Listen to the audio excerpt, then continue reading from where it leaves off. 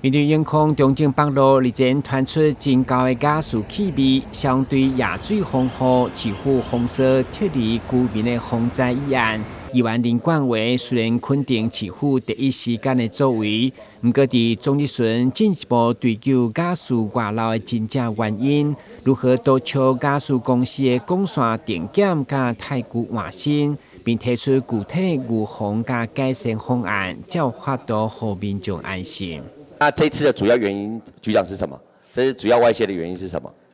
管线因为老旧地震的错动以后，它那个接口的处就有裂缝，啊，是老旧还是地震的关系？30年以上还是会有老旧的关系，嘿。好，那是不是请局长这边跟天然气公司，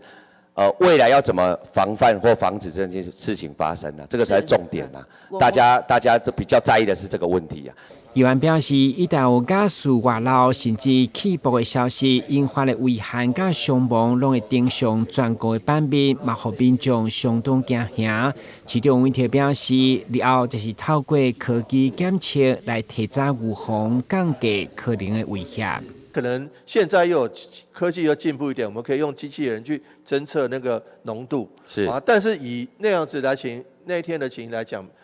严重情节没有那么严重，只是呢，它的管线的确是30-40年了，可是它埋在地底下，除非现在瓦斯公司都用那个压力，前一段的压力跟这一段的压力，如果有降压的话，表示有外泄。可是呢，因为那天洞很小，压力检测不知道检测出来。不过我们基于公共安全，我们要求那个瓦斯公司一定要想出一个解决的办法，不能够老是让民众在生活在恐惧之中。对了。以进前高雄甲台中的加速爆炸为例，相信拢是互咱会当警戒，加一份准备，就减一份灾害。台南新闻，阮子林英光采访报道。